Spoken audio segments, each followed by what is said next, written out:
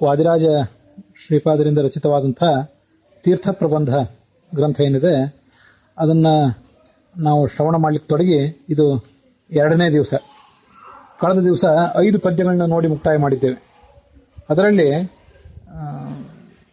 ಭಗವಂತನನ್ನ, ಹರಿಯನ್ನ, ಹಯಗ್ರೀವ ರೂಪಿಯಾದ ಭಗವಂತನನ್ನ ಮತ್ತೆ ಮಧ್ವಾಚಾರ್ಯರನ್ನ, ತಮ್ಮ ಗುರುಗಳಾದಂತಹ ವಾಗೀಶ ತೀರ್ಥರನ್ನ ಇವರನ್ನೆಲ್ಲ ನಮಸ್ಕರಿಸಿ ಮುಂದೆ ತೀರ್ಥಕ್ಷೇತ್ರಗಳ ಮತ್ತೆ ತೀರ್ಥಕ್ಷೇತ್ರಗಳಲ್ಲಿ ನೆಲೆಸಿರುವಂತಹ ದೇವತಾ ಸನ್ನಿಧಾನಗಳ ಮಹತ್ವವನ್ನು ಹೇಳುತ್ತೇನೆ ಅಂತ ವಾದಿರಾಜ ಸ್ವಾಮಿಗಳು ಪ್ರತಿಜ್ಞೆ ಮಾಡಿದ್ದು ಅದನ್ನು ನಾವು ನೋಡಿದ್ದೀವಿ.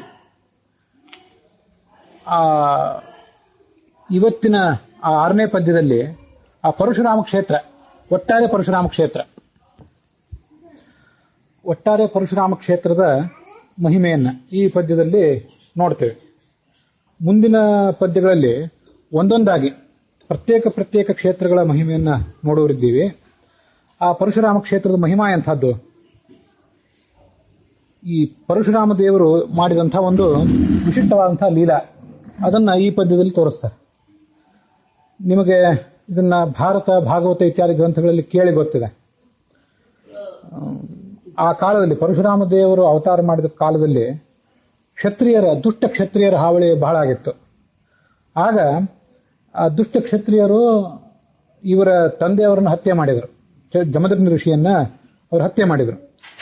ಹೈಹಯ ವಂಶದ ಕಾರ್ತವೀರ್ಯಾರ್ಜುನ ಅಂತ ದೊಡ್ಡ ರಾಜರ್ಷಿನೇ ಅವನು. ಅಂಥ ದುಷ್ಟ ಏನಲ್ಲ, ದೊಡ್ಡ ರಾಜರ್ಷಿಯೇ. ಇದೇ ಭಗವಂತನ ಮತ್ತೊಂದು ಅವತಾರದಿಂದ ಆತ ತತ್ವೋಪದೇಶ ಪಡ್ಕೊಂಡವನು. ಆ ಅವತಾರ ಯಾವುದು ಅಂದ್ರೆ ದತ್ತ ರೂಪ. ಭಗವಂತನು ದತ್ತ ಅನ್ನುವ ರೂಪದ ಮೂಲಕ ಯೋಗಶಾಸ್ತ್ರವನ್ನು ಅಧ್ಯಯನ ಮಾಡಿದವನು. ಅಷ್ಟು ದೊಡ್ಡ ರಾಜರ್ಷಿನೇ. ಮತ್ತೆ ಒಂದು ವರನೂ ಪಡ್ಕೊಂಡಿದ್ದಂತೆ ಅವಾಗ. ಅದು ಹರಿವಂಶದಲ್ಲಿ ಆ ಕಥಾ ನಾವು ಕೇಳ್ತೀವಿ. ಅದೇನಂದ್ರೆ, ಯಾವತ್ತೂ ನನ್ನ ಮನಸ್ಸು ಧರ್ಮ ಕಾರ್ಯಗಳಲ್ಲೇ ಮಗ್ನ ಆಗಿರ್ಬೇಕು. ಮತ್ತೆ ಯಾವತ್ತಾದ್ರೂ ನಾನು ಅಧರ್ಮದ ಮಾರ್ಗ ಹಿಡಿದರೆ ನನಗೆ ಒಬ್ಬ ಮಹಾತ್ಮನಾದವನು ನನ್ನನ್ನು ನಿಯಂತ್ರಿಸಬೇಕು. ಹೀಗೊಂದು ವರ ಕೇಳ್ಕೊಂಡಿದ್ದ. ಇದು ಇಂಥ ಕೆಲವು ಸಂಗತಿಗಳು ಹರಿವಂಶದಲ್ಲಿ ಕಂಡು ಬರ್ತವೆ. ವೇದವ್ಯಾಸ ದೇವರ ಅವತಾರ ಮಾಡೋದಕ್ಕಿಂತ ಮುಂಚೆ ಯಾವೊಂದು ತುಮುಲ ಇತ್ತು, ಎಲ್ಲ ವೇದಗಳು ಕಣ್ಮರೆಯಾಗಿದ್ದು, ಅಧ್ಯಯನ ಮಾಡಲಿಕ್ಕೆ ಯಾರೂ ಇಲ್ಲದಂತೆ, ಯಜ್ಞಗಳನ್ನು ಹೇಗೆ ಮಾಡೋದು ಅಂತ ಗೊತ್ತಾಗ್ತಿದ್ದಿಲ್ಲ, ವೇದಗಳನ್ನು ಹೇಗೆ ಅಧ್ಯಯನ ಮಾಡಬೇಕು ಅಂತ ಗೊತ್ತಿಲ್ಲದೆ ಹೋದರೆ ಯಜ್ಞಗಳನ್ನು ಏನು ಆಚರಣೆ ಮಾಡ್ತಾರೆ. ಹೀಗೆ ವೇದ, ಪುರಾಣ, ಯಜ್ಞ ಇವೆಲ್ಲ ಅಸ್ತವ್ಯಸ್ತ ಆಗಿ ಹೋಗಿದ್ದು. ಆಗ ಈ ದತ್ತರೂಪಿಯಾದ ಭಗವಂತ ಅವತಾರ ಮಾಡಿ ಆ ವೇದಗಳನ್ನೆಲ್ಲ ಮತ್ತೆ ಉದ್ಧರಿಸಿದ. ಮತ್ತೆ ಯಜ್ಞಗಳನ್ನು ಹೇಗೆ ಆಚರಣೆ ಮಾಡಬೇಕು ಅನ್ನೋದನ್ನು ಕೂಡ ತೋರಿಸಿಕೊಟ್ಟ. ನಷ್ಟ ವೇದಕ್ರಿಯಾ ಅಂತ ಹರಿವಂಶದಲ್ಲಿ ಅದನ್ನು ವರ್ಣನೆ ಮಾಡ್ತಾರೆ. ಆ ದತ್ತಾತ್ರೇಯ ರೂಪಿಯಾದ ಭಗವಂತ ಕಾರ್ತವೀರ್ಯಾರ್ಜುನ, ಯದು ಮೊದಲಾದ ಚಕ್ರವರ್ತಿಗಳಿಗೆ ಯೋಗಶಾಸ್ತ್ರವನ್ನು ಉಪದೇಶ ಮಾಡಿದ್ದ. ದತ್ತಸ್ತು ಅಯೋಗಾದಥ ಯೋಗನಾಥ. ನಮಗೇನಾದರೂ ದುರ್ಯೋಗಗಳಿದ್ರೆ, ಕೆಟ್ಟ ಯೋಗಿಗಳಿದ್ರೆ ಅದನ್ನು ದತ್ತ ರೂಪಿಯಾದ ಭಗವಂತ ಕಳೀಬೇಕು. ಮತ್ತೆ ಉತ್ತಮ ಯೋಗಗಳನ್ನು ಆತ ನಮಗೆ ಕೊಡಬೇಕು ಅಂತ ಭಾಗವತದ ನಾರಾಯಣ ವರ್ಮ ಅವನನ್ನು ಪ್ರಶಂಸೆ ಮಾಡ್ತದೆ ದತ್ತ ರೂಪಿಯಾದ ಭಗವಂತನನ್ನು. ಅಂಥ ದತ್ತ ರೂಪಿಯಾದ ಭಗವಂತನನ್ನು ಒಲಿಸ್ಕೊಂಡವನು ಈ ಕಾರ್ತವೀರ್ಯಾರ್ಜುನ. ದೊಡ್ಡವನೇ, ಮಹಾತ್ಮನೇ. ಆದರೆ ಆ ಒಂದು ಕಾಲದಲ್ಲಿ ಕೊನೆ ಕಾಲಕ್ಕೆ ದುರ್ಬುದ್ಧಿ ಅಂತ ಏನು ಹೇಳ್ತಾರಲ್ಲ, ಆ ಥರ ಒಂದು ದುರ್ಬುದ್ಧಿ ಬಂದಿತ್ತು. ಅದೇನಂದ್ರೆ, ಈ ಆಶ್ರಮಕ್ಕೆ ಬಂದಿದ್ದ ಆ ಋಷಿಯನ್ನ ಅವನು ಪೀಡಿಸಿದ, ಜಮದಗ್ನಿ ಋಷಿಗಳಿಗೆ ಆತ ತೊಂದರೆ ಕೊಟ್ಟ, ಇದೆಲ್ಲ ನಮ್ಗೆ ಗೊತ್ತಿದೆ. ಮತ್ತೆ ಮುಂದೆ ಪರಶುರಾಮ ಕುಪಿತನಾಗಿ ಈ ಕಾರ್ತವೀರ್ಯಾರ್ಜುನ ರಾಜನನ್ನ ಕೊಂದು ಹಾಕಿದ. ಮುಂದೆ ಆ ಕಾರ್ತವೀರ್ಯಾರ್ಜುನನ ಮಕ್ಕಳು ಈ ಜಮದಗ್ನಿಯನ್ನ ಕೊಂದು ಹಾಕಿದರು. ಹೀಗೆಲ್ಲ ಅನೇಕ ಘಟನೆಗಳು ನಡೆದು ಇದೆಲ್ಲ ನಮ್ಗೆ ಗೊತ್ತಿದೆ. ಕುಪಿತನಾದ ಪರಶುರಾಮ, ಈ ಕ್ಷತ್ರಿಯರು ದುರಹಂಕಾರಿಗಳಾಗಿದ್ದಾರೆ, ಇವರ ದುರಾಡಳಿತಕ್ಕೆ ನಾನೊಂದು ಮಂಗಳ ಹಾಡಬೇಕು ಅಂತ ಆಲೋಚನೆ ಮಾಡಿ ಭೂಮಿಯನ್ನೆಲ್ಲ 21 ಬಾರಿ ಸಂಚಾರ ಮಾಡಿ ಎಲ್ಲಾ ಕ್ಷತ್ರಿಯರನ್ನು ಕೊಂದು ಹಾಕಿಬಿಟ್ಟ. ಕೇವಲ ಸಣ್ಣ ಸಣ್ಣ ಮಕ್ಕಳು, ಗರ್ಭದಲ್ಲಿದ್ದವರು ಅಂಥವ್ರು ಮಾತ್ರ ಉಳಿದಿದ್ರಂತೆ. ಅಷ್ಟು ಪ್ರಮಾಣದಲ್ಲಿ ಕ್ಷತ್ರಿಯರು ಸಂಹಾರ ಮಾಡಿ ಮುಂದೆ ಏನ್ ಮಾಡಿದ, ಇಷ್ಟೆಲ್ಲ ದೊಡ್ಡ ಪ್ರಮಾಣದಲ್ಲಿ ಕ್ಷತ್ರಿಯ ಹತ್ಯೆ ಮಾಡಿದ್ನಲ್ಲ, ಇದರ ಪರಿಹಾರಕ್ಕಾಗಿ, ಈ ಪಾಪದ ಪರಿಹಾರಕ್ಕಾಗಿ, ಅಂದ್ರೆ ಅವನಿಗೆ ವಸ್ತುತಃ ಪಾಪ ಇಲ್ಲ, ಅವನು ಸ್ವಯಂ ಭಗವಂತ. ಆದರೆ ಈ ಜಗತ್ತಿನಲ್ಲಿ ಯಾರಾದರೂ ಇಂಥ ಕಾರ್ಯಗಳನ್ನು ಮಾಡಿದರೆ, ಬ್ರಹ್ಮ ಹತ್ಯ, ವೀರಹತ್ಯ, ಭ್ರೂಣ ಹತ್ಯ ಇತ್ಯಾದಿಗಳನ್ನು ಮಾಡಿದರೆ ಅವ್ರು ಏನು ಮಾಡಬೇಕು ಅನ್ನೋದನ್ನು ತೋರಿಸ್ಕೊಡ್ಲಿಕ್ಕಾಗಿ ಪ್ರಾಯಶ್ಚಿತ್ತ ಮಾಡ್ಕೊಳ್ಬೇಕು ಅಂಥದನ್ನ ಮಾಡಲೇಬಾರದು, ಅಂಥ ಹತ್ಯೆಗಳನ್ನ ದುಷ್ಕೃತ್ಯಗಳನ್ನ ಮಾಡಲೇಬಾರದು, ಮಾಡಿದ್ರೆ ಪ್ರಾಯಶ್ಚಿತ್ತ ಮಾಡ್ಕೋಬೇಕು ಅನ್ನೋದನ್ನ ತೋರಿಸ್ಲಿಕ್ಕಾಗಿ ಅವನು ಯಜ್ಞ ಮಾಡಿದ. ಯಜ್ಞ ಮಾಡಿದಾಗ ಏನು ಕೊಟ್ಟ ದಕ್ಷಿಣೆಯಾಗಿ? ಕಶ್ಯಪಾದಿ ಋಷಿಗಳಿದ್ರು, ಅವರಿಗೆ ದೊಡ್ಡ ಪ್ರಮಾಣದಲ್ಲಿ ದಕ್ಷಿಣೆಯನ್ನು ಕೊಟ್ಟ. ಮತ್ತೆ ಇಡೀ ಭೂಮಂಡಲವನ್ನೇ ಅವ್ರಿಗೆ ದಕ್ಷಿಣೆಯನ್ನಾಗಿ ಕೊಟ್ಬಿಟ್ಟ. ಯಾಕೆಂದ್ರೆ ಎಲ್ಲಾ ರಾಜರನ್ನು ಸಂಹಾರ ಮಾಡಿದ್ರಿಂದ ಎಲ್ಲಾ ಸಾಮ್ರಾಜ್ಯಗಳ ಸಮೇತವಾದ ಅಖಂಡ ಭೂಮಂಡಲವೇ ಅವನ ಕೈಯಲ್ಲಿತ್ತು. ಅದನ್ನ ತಾನು ತನ್ನ ಕೈಯಲ್ಲಿ ಇದ್ದದ್ದನ್ನ ಈ ಬ್ರಾಹ್ಮಣರಿಗೆ, ಪುರೋಹಿತರಾದಂತಹ ಋಷಿಗಳಿಗೆ ದಾನ ಮಾಡಿಬಿಟ್ಟ. ಆಗ ಅವ್ರೇನಂದ್ರು, ಈಗ ನೀನೆಲ್ಲಿರ್ತಿ? ಎಲ್ಲಾನು ನಮ್ಗೆ ದಾನ ಮಾಡಿಬಿಟ್ಟಿದ್ದಿ, ಎಲ್ಲಿ ಹೋಗಿ, ಯಾವ ಊರು, ಯಾವ ಸಾಮ್ರಾಜ್ಯ, ಎಲ್ಲಿ ಹೋಗಿ ನೀನಿರ್ತಿ? ಅವನಿಗೆ ನಿಲ್ಲಲಿಕ್ಕೆ ನೆಲೆ ಇಲ್ಲದಂತಾಯ್ತು. ವಸ್ತುತಃ ಇವನನ್ನ ಯಾವುದೋ ದೇಶಾಂತರಕ್ಕೆ ಓಡಿಸಿಬಿಡ್ಬೇಕು ಅಂತ ಋಷಿಗಳ ಪ್ಲಾನ್ ಏನು ಇದ್ದಿದ್ದಿಲ್ಲ. ಅವರಿಗೆ ಆ ಭಗವಂತನ, ಪರಶುರಾಮ ರೂಪಿಯಾದ ಭಗವಂತನ ಮತ್ತೊಂದು ಲೀಲೆಯನ್ನ ಆವಿಷ್ಕಾರ ಮಾಡಿಸ್ಕೊಡ್ಬೇಕಾಗಿತ್ತು. ಅದಕ್ಕೆ ಅವರೆಲ್ಲ ನಿಮಿತ್ತರಾಗಿರ್ತಾರೆ. ನೀನೇನ್ ಮಾಡ್ತಿ? ನಮಗ್ ಭೂಮಿ ಕೊಟ್ಟಿದ್ದಿ, ನೀನು ಇಲ್ಲಿರಬೇಡ ಅಂದ್ರ ಅವರು. ಆಗ ಇವನೇನ್ ಮಾಡಿದ, ಈ ಗೋಕರ್ಣ ಕ್ಷೇತ್ರಕ್ಕೆ ಬಂದ. ಗೋಕರ್ಣ ಕ್ಷೇತ್ರಕ್ಕೆ ಬಂದು ಅಲ್ಲಿ ನಿಂತ್ಕೊಂಡ. ಕರ್ಣೇ ಪದನ್ಯಸ್ತ ರುಚಿರಿರಂಸುಹು ವಾರಾಶಿ ವಸ್ತ್ರಂ ಜಗನಾಧ್ಯಸ್ಯಾಹ ಅಮೂಮುಚದ್ ಬಾಣಕರೇಣ ಭೂಮೇಃ ಶ್ರೀಭಾಗವತಃ ಶ್ರೀಭಾರ್ಗವಃ ಸಾ ಜಯತಿ ಕ್ಷಿತಿರ್ನಃ. ಈ ಭೂಮಿ ಅನ್ನೋದೊಂದು ಗೋರೂಪದಲ್ಲಿದೆ. ಹಿಂದೆ ಅದು ಗೋರೂಪದಲ್ಲಿ, ಆಕಳಿನ ರೂಪದಲ್ಲೇ ಹೋಗಿ ಭಗವಂತನ ಪ್ರಾರ್ಥನೆ ಮಾಡಿತ್ತಲ್ಲ, ಈ ಭೂಮಿಯ ಭಾರವನ್ನು ಇಳಿದು ನೀನು ಬಂದು ಅವತಾರ ಮಾಡು ಅಂತ ಕೇಳ್ಕೊಂಡಿತ್ತಲ್ಲ. ಹಾಗಾಗಿ ಭೂಮಿ ಗೋರೂಪದಲ್ಲಿರ್ತದೆ. ಅದಕ್ಕೆ ಕರ್ಣ ಯಾವುದು? ಗೋರೂಪದಲ್ಲಿರುವ ಭೂಮಿಗೆ ಕರ್ಣ ಯಾವುದು ಅಂದ್ರೆ ಈ ಗೋಕರ್ಣ ಕ್ಷೇತ್ರ. ಅಲ್ಲಿ ಅವನು ಬಂದವನು ಏನ್ ಮಾಡಿದ ಅಂತಂದ್ರೆ, ಈ ತನಗೊಂದು ನೆಲೆ ಬೇಕಲ್ಲ, ಸಮುದ್ರ ತೀರದಲ್ಲಿ ನಿಂತ್ಕೊಂಡ. ಸಮುದ್ರ ತೀರದಲ್ಲಿ ನಿಂತ್ಕೊಂಡು ತನ್ನ ಒಂದು ಬಾಣವನ್ನ ಪ್ರಯೋಗ ಮಾಡಿದ, ದೂರಕ್ಕೆ ಸಮುದ್ರದಲ್ಲಿ ಪ್ರಯೋಗ ಮಾಡಿದ. ಸಮುದ್ರದಲ್ಲಿ ಪ್ರಯೋಗ ಮಾಡಿದಾಗ ಅಲ್ಲೇನಾಯ್ತು, ಸಮುದ್ರ ಅಲ್ಲಿ ತನಕ ಹಿಂದೆ ಹೋಯ್ತು. ಸಮುದ್ರಕ್ಕೆ ಅವನು ನಿಬಂಧನ ಹಾಕಿದ್ದ ಮೊದಲೇ, ನಾನು ಬಾಣ ಪ್ರಯೋಗ ಮಾಡ್ತೀನಿ, ಅದು ಎಲ್ಲಿ ತನಕ ಹೋಗಿ ಬೀಳ್ತದೋ ಅಲ್ಲಿಯವರೆಗೆ ನೀನು ಹಿಂದೆ ಸರಿಬೇಕು, ನಾನು ಅಲ್ಲಿ ಇರುವವನಿದ್ದೇನೆ ಅಂತ ಕೇಳ್ಕೊಂಡಿದ್ದ, ಮೊದಲೇ ಹೇಳಿದ್ದ. ಆ ಥರ ಬಾಣ ಪ್ರಯೋಗ ಮಾಡಿದ. ಬಾಣ ಪ್ರಯೋಗ ಮಾಡಿದಾಗ ಭೂಮಿ ಹಿಂದೆ ಹೋಯ್ತು, ಸಮುದ್ರ ಹಿಂದೆ ಹೋಯ್ತು. ಭೂಮಿ ಅನ್ನೋ ದೇವತೆಗೆ ಆ ಸಮುದ್ರ ಅನ್ನೋದೊಂದು ಬಟ್ಟೆ ಇದ್ದಂತೆ. ಆ ಸಮುದ್ರ ಅನ್ನೋ ಬಟ್ಟೆಯನ್ನ ಇವನು ಈ ಬಾಣದಿಂದ ಹಿಂಸರಿಸಿದ. ಸಮುದ್ರ ವಸನೆಯ ದೇವಿ ಅಂತ ನಾವು ಭೂಮಿನ ಪ್ರಾರ್ಥನೆ ಮಾಡ್ತೀವಿ, ನಿಮಗೂ ಅದು ಗೊತ್ತು. ಹೀಗೆ ಅದನ್ನು ಹಿಂಸರಿಸಿದ. ಈ ತರ ಪರಶುರಾಮ ಕ್ಷೇತ್ರ ಅನ್ನೋದು ಸೃಷ್ಟಿ ಆಯಿತು. ಆವಾಗ ಆ ಪರಶುರಾಮ ಕ್ಷೇತ್ರದಲ್ಲಿ ಅವನು ವಾಸ ಮಾಡ್ಕೊಂಡಿದ್ದ. ಹೆಚ್ಚು ಕಡಿಮೆ ಈ ಪಶ್ಚಿಮ ಕರಾವಳಿ ಭಾಗ ಏನಿದೆ ಅದೆಲ್ಲ ಆ ಪರಶುರಾಮ ಕ್ಷೇತ್ರ ಅಂತ ಕರ್ಸ್ಕೋತದೆ. ಮಹಾರಾಷ್ಟ್ರದ, ಗೋವಾದ, ಕರ್ನಾಟಕದ, ಕೇರಳದ ಕೆಲವು ಭಾಗಗಳೆಲ್ಲ ಪರಶುರಾಮ ಕ್ಷೇತ್ರ ಅಂತ ಕರ್ಸ್ಕೋತವೆ. ಆ ಪರಶುರಾಮ ಕ್ಷೇತ್ರ ಅನ್ನೋದು ಬಹಳ ಉತ್ಕೃಷ್ಟವಾಗಿದೆ. ಸಾ ಜಯತಿ, ಇಡೀ ಪರಶುರಾಮ ಕ್ಷೇತ್ರವನ್ನ ಅದರೊಳಗಿರುವಂತಹ ಎಲ್ಲಾ ಸಣ್ಣ ಸಣ್ಣ ಕ್ಷೇತ್ರಗಳ ಸಮೇತ ಅವರು ಪ್ರಶಂಸೆ ಮಾಡ್ತಾರೆ ವಾದಿರಾಜ ಸ್ವಾಮಿಗಳು. ಅಂತ ಉತ್ಕೃಷ್ಟವಾದಂತಹ ಕ್ಷೇತ್ರ ಅದು. ಇದು ಆ ಪರಶುರಾಮನ ಒಂದು ಲೀಲಾ. ಆ ಪರಶುರಾಮ ರೂಪಿಯಾದ ಭಗವಂತ ಹಿಂದೆ ವರಾಹ ಅವತಾರ ತಾಳಿದ್ನಲ್ಲ, ಆ ವರಾಹ ಅವತಾರ ರೂಪಿಯಾದ ಭಗವಂತನ ಪತ್ನಿಯೇ ಆ ಭೂದೇವಿ. ಅದನ್ನು ಕೂಡ ಆ ಸಂದರ್ಭದಲ್ಲಿ ನೆನಪು ಮಾಡ್ಕೊಳ್ಬೇಕು. ಮುಂದೆ ಅವನೇನು ವರ್ಣನೆ ಮಾಡ್ತಾರೆ ವಾದಿರಾಜ ಸ್ವಾಮಿಗಳು ಅಂದ್ರೆ, ಅದರಲ್ಲಿ ಆ ಇಡೀ ಪರಶುರಾಮ ಕ್ಷೇತ್ರದಲ್ಲಿ ಪ್ರಧಾನವಾದ ಕ್ಷೇತ್ರ ಅಂದ್ರೆ ರಜತಪೀಠಪುರ ಅಥವಾ ಉಡುಪಿ ಅಂತೇನು ಕ್ಷೇತ್ರ ಇದೆ, ಅದು ಬಹಳ ಪ್ರಧಾನವಾದದ್ದು. ಆ ಉಡುಪಿಯ ಕ್ಷೇತ್ರದ ಮಹತ್ವ ಎಂಥದ್ದು? ಕಾಶೀತಲೆ ಕೃತಪದಾಪಿ ಸರಿತ್ಸುರಾಣಾಂ ಆಯಾತಿ ಯದ್ಗತ ಪವಿತ್ರ ಸರೋಧುನಾಪಿ ರುದ್ರಾದಿ ದೇವಗಣ ಸೇವಿತ ಸರ್ವಭಾಗಂ ತದ್ರೂಪ್ಯ ಪೀಠ ಪುರಂ ಅಪ್ರತಿಮಂ ತ್ರಿಲೋಕ್ಯಾಂ. ಈ ರೂಪ್ಯಪೀಠಪುರ ಅಂತ ಅನ್ನೋದು, ಉಡುಪಿ ಕ್ಷೇತ್ರ ಅನ್ನೋದು 3 ಲೋಕಗಳಲ್ಲಿ ಕೂಡ ಅಪ್ರತಿಮವಾದದ್ದು, ಬಹಳ ಶ್ರೇಷ್ಠವಾದದ್ದು ಇದು. ಯಾಕೆ?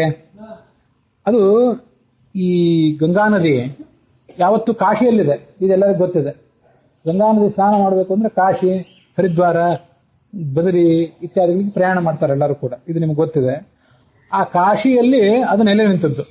ಅಂದ್ರೆ ಉಳಿದ ಹರಿದ್ವಾರ, ಋಷಿಕೇಶ, ಬದರಿ, ಕೇದಾರ ಇತ್ಯಾದಿ ಕಡೆಗಳಲ್ಲಿ ಅದರ ಕೆಲವು ಕವಲುಗಳು, ಕೆಲವು ಕಡೆ ಅದು ತಾನಾಗೇ ಇದ್ರೂ ಗಂಗಾ ನದಿ ಅಂದ್ರೆ ನಾವು ನೆನಪು ಬರೋದು ಕಾಶಿ. ಇದು ಕಾಶಿ ಬಹಳ ಖ್ಯಾತವಾದಂಥ ಕ್ಷೇತ್ರ ಅಂತ ಹೇಳಿ. ಆ ಗಂಗಾ ನದಿ ಕಾಶಿಯಲ್ಲಿ ನೆಲೆ ಕಂಡುಕೊಂಡಿದೆ, ಈಗಾಗಲೇ ಸಾವಿರಾರು ವರ್ಷಗಳಿಂದ ಅಲ್ಲಿ ನೆಲೆ ಕಂಡುಕೊಂಡಿದೆ. ಆದರೂ ಇವತ್ತಿಗೂ ಆ ಗಂಗಾ ನದಿ ಈ ಮಧ್ವ ಸರೋವರಕ್ಕೆ ಬರ್ತದೆ. ಈ ಆಚಾರ್ಯರ ಉಡುಪಿಯ ಆ ಮಧ್ವ ಸರೋವರ ಅಂತ ಒಂದು ಏನಿದೆ, ಆ ಮಧ್ವ ಸರೋವರಕ್ಕೆ ಇವತ್ತು ಕೂಡ ಉಡುಪಿ ಆ ಗಂಗಾ ನದಿ ಬರ್ತದೆ. ಮತ್ತೆ ಅಲ್ಲಿ ರುದ್ರಾದಿ ದೇವತೆಗಳು ಇದ್ದಾರೆ, ಸನ್ನಿಹಿತರಾಗಿದ್ದಾರೆ. ಚಂದ್ರಮೌಳೀಶ್ವರ ಇತ್ಯಾದಿ ರೂಪದಿಂದ ರುದ್ರಾದಿ ದೇವತೆಗಳಲ್ಲಿದ್ದಾರೆ. ಆದ್ರಿಂದ ಇದು ಈ ಉಡುಪಿ ಅನ್ನೋ ಕ್ಷೇತ್ರ ಬಹಳ ಪ್ರಖ್ಯಾತವಾದದ್ದು. ಅನಂತಾಸನ ದೇವರಿದ್ದಾರೆ, ಆಮೇಲೆ ಉಡುಪಿ ಕೃಷ್ಣ ಇದ್ದಾನೆ, ಚಂದ್ರಮೌಳೀಶ್ವರ ಇದ್ದಾನೆ, ಉಳಿದೆಲ್ಲ ದೇವತೆಗಳಿದ್ದಾರೆ. ಆ ಅನಂತಾಸನನ್ನ ಉಡುಪಿ ಕೃಷ್ಣನನ್ನ ಸೇವನೆ ಮಾಡುವ ಕಾರಣಕ್ಕಾಗಿ, ಅದರ ಸಲುವಾಗಿ ಎಲ್ಲ ದೇವತೆಗಳು ಕೂಡ ಅಲ್ಲಿ ಆವಾಗಲೂ ಬರ್ತಿದ್ರು, ಮಧ್ವಾಚಾರ್ಯ ಕಾಲಕ್ಕೂ ಬರ್ತಿದ್ರು, ಈಗಲೂ ಅವರೆಲ್ಲ ಬರ್ತಿರ್ತಾರೆ. ಯಾಕಂದ್ರೆ ಈಗಲೂ ಕೂಡ ಅಲ್ಲಿ ಯಾರು ಪರ್ಯಾಯಸ್ಥರಾದಂತಹ ಪೀಠಾಧಿಪತಿಗಳಿರ್ತಾರೆ ಅವರಲ್ಲಿ ಸ್ವಯಂ ಮಧ್ವರು ಸನ್ನಿಹಿತರಾಗಿ ಆ ಪೂಜೆಗಳನ್ನು, ಕೃಷ್ಣನ ಎಲ್ಲಾ ತರದ ಪೂಜೆಗಳನ್ನು, ವಿಶೇಷವಾಗಿ ಮಹಾಪೂಜೆಯನ್ನ ನಡೆಸ್ತಾರೆ ಸ್ವಯಂ ಮಧ್ವಾಚಾರ್ಯರು.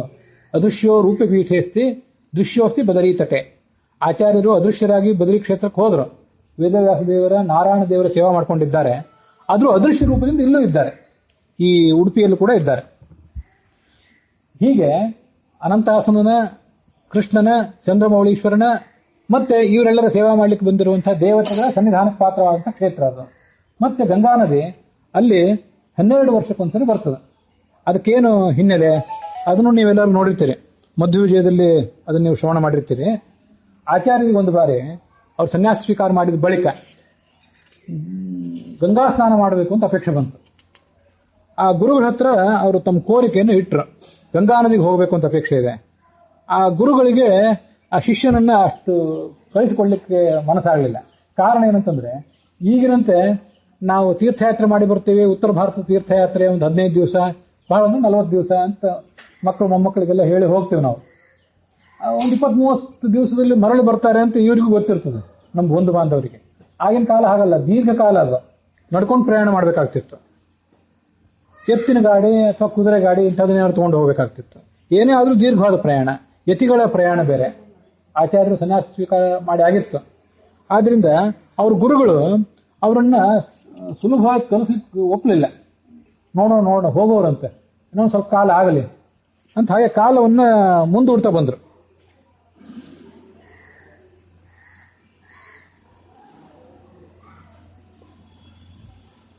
ಆಗ ಅವರಿಗೆ ಏನಾಯ್ತು, ಕಾಲ ಮುಂದೂಡ್ತಾ ಬಂದ್ರು. ಮುಂದೆ ಆ ಅಚ್ಯುತ ಪ್ರೇಕ್ಷರು ಅನಂತಾಸನನ್ನು ಪ್ರಾರ್ಥನೆ ಮಾಡಿದ್ರಂತೆ. ಈ ಶಿಷ್ಯ ಹೋಗ್ಬೇಕು ಅಂತ ಅಪೇಕ್ಷೆ ಪಡ್ತಾನೆ, ಕಳಿಸ್ಲಿಕ್ಕೆ ಅಪೇಕ್ಷೆ ಇಲ್ಲ. ಆಗ ತದಾಜ್ಞಯೋಪಾಗತ ಜಾಹ್ನವಿ ಜಲೇ ಜನೋತ್ರ ಸಸ್ನೋ ಸಹ ಪೂರ್ಣ ಬುದ್ಧಿನ ತತಃ ಪರಂ 12 ವತ್ಸರಾಂತರೆ ಸದಾ ವ್ರಜೇತ್ಸ ತದನುಗ್ರಹಾಂಕಿನಿ. ಅನಂತೇಶ್ವರ ಈ ಅಚ್ಯುತ ಪ್ರೇಕ್ಷರ ಕೋರಿಕೆಯನ್ನು ಮನ್ನಿಸಿ ಗಂಗಾ ನದಿನೇ ಇಲ್ಲಿ ಬರ್ತಾಳೆ, ನೀವೆಲ್ಲರೂ ಅಲ್ಲಿ ಸ್ನಾನ ಮಾಡಿರಿ ಅಂತ ಆದೇಶ ಕೊಟ್ಟನಂತೆ. ಆ ಪ್ರಕಾರ ಅವನು ಆದೇಶ ಕೊಟ್ಟ ಮೇಲೆ ಒಂದು 2-3 ದಿವಸಗಳಲ್ಲಿ ಗಂಗಾ ನದಿಯ ಸಾನ್ನಿಧ್ಯ ಅಲ್ಲಿ ಬಂತು. ಒಂದು ಬಿಳಿಯಾದಂಥ ಒಂದು ಯಾವುದೋ ಮೂಲೆ ಭಾಗದಲ್ಲಿ, ಗಂಗಾ ನದಿಯ ಗುಡಿ ಅಲ್ಲಿದೆಯಲ್ಲ, ನೀವು ನೋಡಿದ್ದೀರಿ ಉಡುಪಿ, ಆ ಮೂಲೆ ಭಾಗದಿಂದ ಒಂದು ಬಿಳಿ ನೊರೆಯ ರೂಪದಲ್ಲಿ ಗಂಗಾ ನದಿ ಸನ್ನಿಹಿತ ಆಯಿತು. ಅಲ್ಲಿ ಈ ಅಚ್ಯುತ ಪ್ರಜ್ಞರು ಮತ್ತೆ ಪೂರ್ಣ ಪ್ರಜ್ಞರು, ಮಧ್ವಾಚಾರ್ಯರ ಮೊದಲನೇ ಹೆಸರು ಪೂರ್ಣ ಪ್ರಜ್ಞೆ, ಇವರೆಲ್ಲರೂ ಉಳಿದ ಶಿಷ್ಯರು ಮತ್ತೆ ಸಾರ್ವಜನಿಕರು ಇವರು ಸಮೇತರಾಗಿ ಗಂಗಾ ನದಿಯಲ್ಲಿ ಸ್ನಾನ ಮಾಡಿದರು. ಅಲ್ಲಿಂದ ಮುಂದೆ ಏನಾಯ್ತು ಅಂತಂದ್ರೆ, 12 ವರ್ಷಕ್ಕೊಂದು ಬಾರಿ ಆ ಗಂಗಾ ನದಿ ಈ ಅನಂತಾಸನನ ಅನುಗ್ರಹವನ್ನ, ಅನಂತಾಸನ ಆಜ್ಞೆಯನ್ನ, ಅವನ ಅನುಗ್ರಹವನ್ನ ಸೂಚಿಸಲಿಕ್ಕೆಂಬಂತೆ ಗಂಗಾ ನದಿಯಲ್ಲಿ ಬರ್ತಾಳೆ ಪ್ರತಿ ಬಾರಿ. ಅದು ಮುಂದೆ ಏನಾಯ್ತು ಅಂದ್ರೆ, ಆ ಗಂಗಾ ನದಿ ಈ 12 ವರ್ಷದ ಹಿಂದೆ ಯಾವಾಗ ಬಂದಿತ್ತು, ಈಗ ಯಾವಾಗ ಬರ್ತದೆ ಅಂತ ಅನ್ನೋದನ್ನ ಲೆಕ್ಕ ಇಡೋದನ್ನ ಮರೆತರಂತೆ. ಈಗ ಇತ್ತೀಚೆಗೆ ಅದು ಯಾವ ಪರ್ಯಾಯದಲ್ಲಿ ಬರ್ತದೆ, ಅದು ಯಾವ ಹೊತ್ತಿನಲ್ಲಿ ಬರ್ತದೆ ಅಂತ ಅನ್ನೋದನ್ನ ಎಲ್ಲರೂ ಸರಿಯಾಗಿ ಮೇಂಟೈನ್ ಮಾಡ್ಲಿಕ್ಕೆ ಅಸಮರ್ಥರಾದರು ಅಂತ ಹೇಳ್ತಾರೆ ಅಲ್ಲಿ ಇತಿಹಾಸಕಾರರು. ಅಲ್ಲಿ ಹಿರಿಯರು, ಆ ಪ್ರದೇಶದ ಹಿರಿಯರಾದವರು ಈಗ ಕೆಲವು ಪರ್ಯಾಯಗಳ ಹಿಂದೆ, 30-40 ವರ್ಷದ ಹಿಂದೆ ಆ ಗಂಗಾ ನದಿಯ ಸನ್ನಿಧಾನ ಬಂದಿದ್ದು ನಾವು ನೋಡಿದ್ದೇವೆ. 2-3 ಮೆಟ್ಟಲು ನೀರು ಕಡಿಮೆ ಇತ್ತು. ಇದ್ದಕ್ಕಿದ್ದಂತೆ ಅಂದ್ರೆ ಹಿಂದಿನ 12 ವರ್ಷದ ನೆನಪಿತ್ತಲ್ಲ ಅವರಿಗೆ, ಈಗ ಬರ್ತದೆ ಅಂತ ಗೊತ್ತಿತ್ತು. ಅವ್ರು ಕಾಯ್ದಾಗ ಒಮ್ಮೆಲೆ ಗಂಗಾ ನದಿ ಬಂತು, 2-3 ಮೆಟ್ಟಿಲುಗಟ್ಟಲು ನೀರು ಮೇಲೆ ಏರಿತು. ನಾವಲ್ಲಿ ಸ್ನಾನ ಮಾಡಿದ್ದೇವೆ, ಬಿಳಿ ನೊರೆಯ ರೂಪದಲ್ಲಿ ನೀರು ಬಂತು. ಕೆಲವು ಕಾಲ ಆದ್ಮೇಲೆ ಅದು ಅದೃಶ್ಯ ಆಗಿಬಿಡ್ತು ಮತ್ತೆ. ಮತ್ತೆ ನೀರು ಕೆಳಗೆ ತಗ್ಗಿತು ಅಂತ ಅದನ್ನ ಅಲ್ಲಿ ಹಿರಿಯ ವಿದ್ವಾಂಸರು ಸ್ಥಳೀಕರು ಹೇಳಿದ್ದನ್ನು ಕೇಳಿದೆ ನಾನು. ಈ ತರ ಅದು ಈಗಲೂ ಬರ್ತದೆ. ಆದ್ರೆ ಮುಂದೆ ಅದು ಯಾವ ಸಂದರ್ಭದಲ್ಲಿ ಬರ್ತದೆ, ರಾತ್ರಿ ಬರ್ತದೋ ಹಗಲು ಬರ್ತದೋ, ಊಟ ಆದ್ಮೇಲೆ ಬಂದಿದ್ರೆ ಎಲ್ಲರೂ ತೀರ್ಥ ಪ್ರಸಾದ ಸ್ವೀಕಾರ ಮಾಡಿ ವಿಶ್ರಾಂತಿಯಲ್ಲಿದ್ರೆ ಗೊತ್ತಾಗೋದಿಲ್ಲ. ಹಾಗಾಗಿ ಅದನ್ನ ಯಾರು ಮೇಂಟೈನ್ ಮಾಡ್ಲಿಕ್ಕೆ ಸಮರ್ಥರಾಗಲಿಲ್ಲ ಅಂತ ಹೇಳ್ತಾರೆ. ಅಂತೂ ಆ ಮಧ್ವ ಸರೋವರದಲ್ಲಿ ಗಂಗಾ ನದಿ, ಕಾಶಿಯಲ್ಲಿರುವಂತಹ ಗಂಗಾ ನದಿ ಬರ್ತದೆ. ಅಲ್ಲಿ ಅನಂತಾಸನ ಮೊದಲಿಂದಲೂ ಇದ್ದಾನೆ. ನಮಗೀಗ ಉಡುಪಿ ಅಂದ್ರೆ ಕೃಷ್ಣನ ಉಡುಪಿ, ಆದ್ರೆ ಅಲ್ಲಿ ಮೊದಲಿಂದಲೂ ಕೂಡ ಈ ಅನಂತಾಸನ ದೇವರು, ಅದರ ಮುಖ್ಯ ದೇವರು ಅನಂತಾಸನ ದೇವರು. ಅನಂತಾಸನ ದೇವರು ಅಂತಂದ್ರೆ ಲಿಂಗ ರೂಪದಲ್ಲಿದೆ ಅದು, ಆದ್ರೂ ಅದು ಪರಶುರಾಮನ ವಿಗ್ರಹ. ಮತ್ತೆ ಚಂದ್ರಮೌಳೀಶ್ವರನ ವಿಗ್ರಹ ಇದೆ, ಅದು ಈಶ್ವರನ ವಿಗ್ರಹ. ಇಂಥ ಒಂದು ಉತ್ಕೃಷ್ಟವಾದಂತಹ ಕ್ಷೇತ್ರ ಅದು ಉಡುಪಿ ಕ್ಷೇತ್ರ ಅಂತಂದ್ರೆ. 3 ಲೋಕದಲ್ಲೂ ಇದಕ್ಕೆ ಸಾಟಿ ಆದಂತಹ ಒಂದು ಕ್ಷೇತ್ರ ಇಲ್ಲ. ಯಸ್ಮಿನ್ ವಾಗ್ವಜ್ರಧಾರಾಃ ದುರಿತಕುಲ ಮಹಾತೂಲ ದಾಹೇತಿ ಶೂರಾಃ ದಂಡ ಪ್ರೋದ್ಭಾಸಿ ಹಸ್ತಾಃ ಸ್ಫುರದಸಿ ಸಮಸನ್ ಮಾರ್ಗಸಕ್ತಾಃ ಸಮಸ್ತಾಃ ಶ್ರೀಕೃಷ್ಣ ಸ್ನೇಹಪಾಶಾಃ ಶಮಹರ ಗತಯಃ ಶಾಂತಿಭಾಜೋ ವಿರಕ್ತಾಃ ಯೋಗೀಂದ್ರಾಃ ಚಿತ್ರಲೋಕಾಧಿಪ ನಿಭ ವಿಭವಾಃ ಮಧ್ವದಾಸಾಃ ಜಯಂತಿ. ಆ ಉಡುಪಿಯಲ್ಲಿರುವಂತಹ ಪ್ರಧಾನರಾದವರ ವರ್ಣನೆ. ಅವ್ರು ಯಾರು ಅಂತಂದ್ರೆ ಈ ಅಷ್ಟಮಠದ ಅಧೀಶರು ಋಷಿಕೇಶ ತೀರ್ಥರು ಮೊದಲಾದವರು 8 ಜನ ಆಚಾರ್ಯರಿಂದ ಏನು ಸನ್ಯಾಸ ಸ್ವೀಕಾರ ಮಾಡಿದ್ರು, ಅವರು ಒಬ್ಬೊಬ್ಬರಿಗೆ ಉತ್ತರಾಧಿಕಾರ ಕೊಡ್ತಾ ಹೋದ್ರು. ಅವರೆಲ್ಲ ಅಲ್ಲಿ ಯಾವ ಕಾಲಕ್ಕೂ ಇದ್ದಿರ್ತಾರೆ ಬಹುತೇಕ. ಈಗ ನಮಗಿದು ಗೊತ್ತಿದೆ, 2 ವರ್ಷಕ್ಕೆ ಒಂದು ಬಾರಿ ಪರ್ಯಾಯ ಆಗ್ತದೆ. 2 ವರ್ಷಕ್ಕೊಂದು ಬಾರಿ ಪರ್ಯಾಯ ಆಗೋದ್ರಿಂದ ಉಳಿದ 14 ವರ್ಷ ಕಾಲ ಈ ಪೀಠಾಧಿಪತಿಗಳು ದೇಶಾದ್ಯಂತ ಎಲ್ಲ ಕಡೆ ಸಂಚಾರ ಮಾಡ್ತಾರೆ, ಭಕ್ತರ ಭೇಟಿ ಅನುಗ್ರಹ ಇತ್ಯಾದಿಗಳ ಕಾರಣಕ್ಕಾಗಿ. ಆವಾಗ 2 ತಿಂಗಳಿಗೊಂದು ಬಾರಿ ಪರ್ಯಾಯ ಇತ್ತು ವಾಜರಾಜರ ಕಾಲಕ್ಕೆ. ವಾಜರಾಜರು ಅದನ್ನ 2 ವರ್ಷಕ್ಕೊಂದು ಬಾರಿ ಅಂತ ಮಾಡಿದ್ರು. 2 ತಿಂಗಳಿಗೊಂದು ಬಾರಿ ಪರ್ಯಾಯ ಅಂತ ಇದ್ದಾಗ 14 ತಿಂಗಳಿಗೆ ಒಂದು ಬಾರಿ ಎಲ್ಲರ ಸರದಿ ಬರ್ತಿತ್ತು, 16 ತಿಂಗಳಿಗೊಂದು ಬಾರಿ. ಆದ್ರಿಂದ ಈ ಯಾವ ಪೀಠಾಧಿಪತಿಗಳು ಕೂಡ ಉಡುಪಿಯನ್ನು ಬಿಟ್ಟು ಬಹಳ ದೂರಕ್ಕೆ ಪ್ರಯಾಣ ಮಾಡುವಂತಿದ್ದಿಲ್ಲ. ಹೋದ್ರೂ ಬೇಗ ಬಂದ್ಬಿಡ್ಬೇಕಾಗ್ತಿತ್ತು. ಆದ್ರಿಂದ ಬಹುತೇಕ ಅಷ್ಟಮಠಾಧಿಪತಿಗಳೆಲ್ಲ ಆ ಸ್ಥಳದಲ್ಲೇ ಉಪಲಬ್ಧವಾನರಾಗಿರ್ತಿದ್ರು. ಅವ್ರೆಂಥವ್ರು ಯೋಗೀಂದ್ರರು ಅವರೆಲ್ಲ. ವಾಗ್ವಜ್ರಧಾರಾಹ ಆಚಾರ್ಯರು ತಮ್ಮ ಸಿದ್ಧಾಂತಗಳಲ್ಲಿ ಏನು ವಿಷಯಗಳನ್ನು ಪ್ರತಿಪಾದನೆ ಮಾಡಿದ್ದಾರೆ, ಭಗವಂತನ ಸರ್ವೋತ್ತಮತ್ವ, ವಿಶ್ವ ಸತ್ಯತ್ವ ಇತ್ಯಾದಿಗಳು, ಈ ವಾಕ್ಯಗಳು ಆಚಾರ್ಯರು ಪ್ರತಿಪಾದನೆ ಮಾಡಿದ ವಾಕ್ಯಗಳು ಅನ್ನೋದೇ ಒಂದು ವಜ್ರಾಯುಧ. ಆ ವಜ್ರಾಯುಧವನ್ನು ಹಿಡ್ಕೊಂಡವರು, ಧಾರಣೆ ಮಾಡಿದವರು ಈ ಸನ್ಯಾಸಿಗಳೆಲ್ಲ. ಸನ್ಯಾಸಿಗಳ ಕೈಯಲ್ಲಿ ಬೇರೆ ಆಯುಧಗಳೇನು ಬೇಕಾಗಿಲ್ಲ, ಅವ್ರಿಗೆ ಬೇರೆ ಯಾರು ಶತ್ರುಗಳಿಲ್ಲ. ಅವರು ಈ ಸಿದ್ಧಾಂತಗಳು ಅನ್ನುವ ವಜ್ರಗಳನ್ನೇ ಧಾರಣೆ ಮಾಡಿ ಇರುವಂಥವ್ರು ವಾಗ್ವಜ್ರಧಾರಾಹ. ಮತ್ತೆ ತಮ್ಮ ಬಳಿಗೆ ಬರುವಂತಹ ಯಾರೇ ಭಕ್ತರಿದ್ದಾರೆ, ಆ ಭಕ್ತರ ಏನು ಪಾಪ, ಅವರ ಸಂಕಟ ಇತ್ಯಾದಿ ಇದೆ, ಅದು ಒಂದು ಹತ್ತಿಯಂತೆ ಅದನ್ನು ಸುಟ್ಟು ಭಸ್ಮ ಮಾಡುವಂತ ಶಕ್ತಿ ಇದ್ದವರು ಈ ಸನ್ಯಾಸಿಗಳು. ಮತ್ತೆ ಅವ್ರ ಕೈಯಲ್ಲಿರುವಂತಹ ಒಂದೇ ಒಂದು ಆಯುಧ ಅಂತ ತಿಳ್ಕೊಂಡ್ರೆ ಆಯುಧ, ಅವರ ಲಕ್ಷಣ ಅಂತ ತಿಳ್ಕೊಂಡ್ರೆ ಲಕ್ಷಣ. ಅದೇನಂದ್ರೆ ದಂಡ ಪ್ರೋದ್ಭಾಸಿ ಹಸ್ತಾಹ, ಕೈಯಲ್ಲಿ ಯಾವತ್ತೂ ಕೂಡ ಯತಿಗೆ ದಂಡ ಇರಲೇಬೇಕು ಅಂತಿದೆ. ಸ್ಫುರದಸಿ ಸನ್ಮಾರ್ಗ ಸಕ್ತಾಹ ಸಮಸನ್ಮಾರ್ಗ ಸಕ್ತಾಹ, ಅತ್ಯಂತ ತೀಕ್ಷ್ಣವಾದ ತಪಶ್ಚರ್ಯ, ಯತಿಗಳು ಮಾಡಬೇಕಾದಂತಹ ವ್ರತ ಉಪವಾಸ ಇತ್ಯಾದಿಗಳನ್ನ ಯಾವತ್ತೂ ಕೂಡ ಮಾಡ್ಕೊಂಡಿದ್ದಂಥವ್ರು. ಅವರು ಮಾಡುವಂತಹ ವ್ರತಗಳು ಎಷ್ಟು ತೀಕ್ಷ್ಣ ಅಂದ್ರೆ ಖಡ್ಗದಷ್ಟು ತೀಕ್ಷ್ಣ. ಸಾಮಾನ್ಯ ಮನುಷ್ಯರಿಗೆ ಅಂತಹ ವ್ರತಗಳನ್ನು ಮಾಡೋದೇ ಸಾಧ್ಯ ಇಲ್ಲ, ವ್ರತ ಉಪವಾಸ ತಪಶ್ಚರ್ಯ ಮೊದಲಾದದ್ದನ್ನು. ಯತಿಗಳಾದ್ರಿಂದ ಅದನ್ನೆಲ್ಲ ಮಾಡ್ಕೊಂಡಿದ್ದವರು, ಅಂಥ ನಿಷ್ಠರಾದಂಥ ಯತಿಗಳವರು. ಶ್ರೀಕೃಷ್ಣ ಸ್ನೇಹ ಪಾಶಾಹ, ಅವ್ರ ಕೈಯಲ್ಲಿರುವಂತಹ ಮತ್ತೊಂದು ಆಯುಧ ಅಂತಂದ್ರೆ ಪಾಶ ಅಂದ್ರೆ ಹಗ್ಗ. ಯತಿಗಳ ಕೈಯಲ್ಲಿ ಹಗ್ಗ ಯಾಕೆ ಅಂತಂದ್ರೆ ನಾವು ಇಟ್ಕೊಳ್ಳುವಂತ ಹಗ್ಗ ಅಲ್ಲ, ಅದು ಭಗವಂತನ ಭಕ್ತಿ ಎಂಬುದೇ ಒಂದು ಹಗ್ಗ. ಅದನ್ನು ಇವರು ತಮ್ಮ ಮೈಗೆ ಬಿಗಿದುಕೊಂಡಿದ್ದಾರೆ, ಅಥವಾ ಭಗವಂತನೇ ಅವ್ರ ಮೈಗೆ ಅದನ್ನು ಬಿಗಿದಿದ್ದಾನೆ.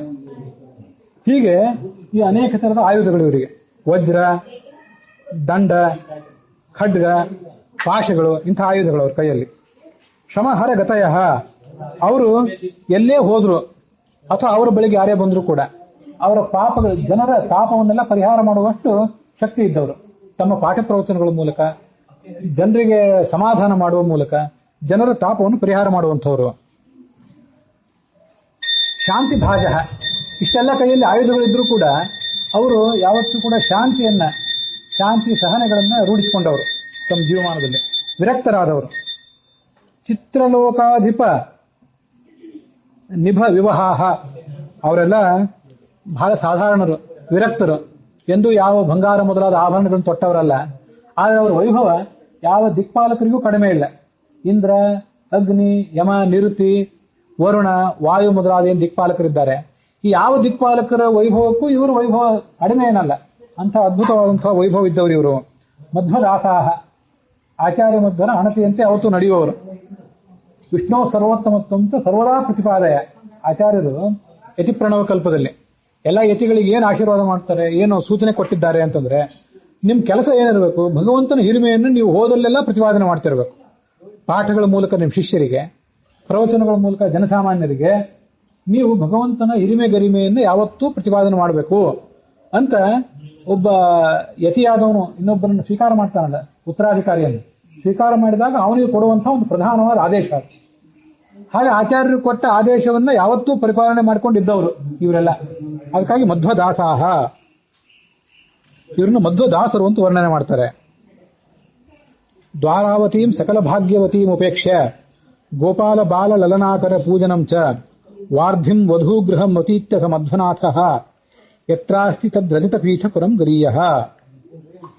ಈ ಉಡುಪಿ ಕ್ಷೇತ್ರ ಬಹಳ ಶ್ರೇಷ್ಠವಾದದ್ದು. ಕಾರಣ ಏನಂತಂದ್ರೆ, ಇಲ್ಲಿ ಕೃಷ್ಣ ಇದ್ದಾನೆ. ಕೃಷ್ಣ ಇರೋದ್ರಿಂದ ಅದು ಅತ್ಯಂತ ಶ್ರೇಷ್ಠವಾದದ್ದು. ಕೃಷ್ಣನ ಒಂದು ಮಹಿಮೆಯನ್ನು ಈ ವರ್ಣನೆ ಮಾಡ್ತಾರೆ. ಆ ಕೃಷ್ಣ ಇಲ್ಲಿ ಬಂದಿದ್ದಾನಲ್ಲ, ಅವನು ಎಲ್ಲಿಂದ ಬಂದಿದ್ದ?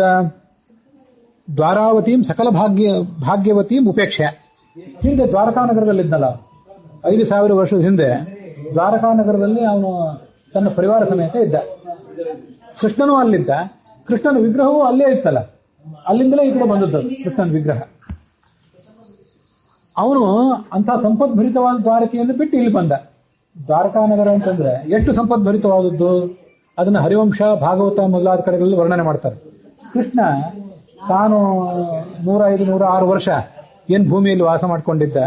ಆಗ ಎಲ್ಲೆಲ್ಲಿ ಸಂಚಾರ ಮಾಡಿದ್ರು, ಸ್ವರ್ಗ, ಉಳಿದ ದಿಕ್ಪಾಲಕರ ಲೋಕಗಳು, ನರಕಾಸುರನ ಅರಮನೆ, ಅವನ ಪ್ರದೇಶ, ಅವನ ಸಾಮ್ರಾಜ್ಯ, ಹೀಗೆ ಎಲ್ಲೇ ಹೋದ್ರು ಅಲ್ಲಿರುವಂತ ಎಲ್ಲಾ ತರದ ಮುತ್ತು ರತ್ನ ಇದನ್ನೆಲ್ಲ ಅವನು ತಗೊಂಡು ಬರ್ತಿದ್ದ.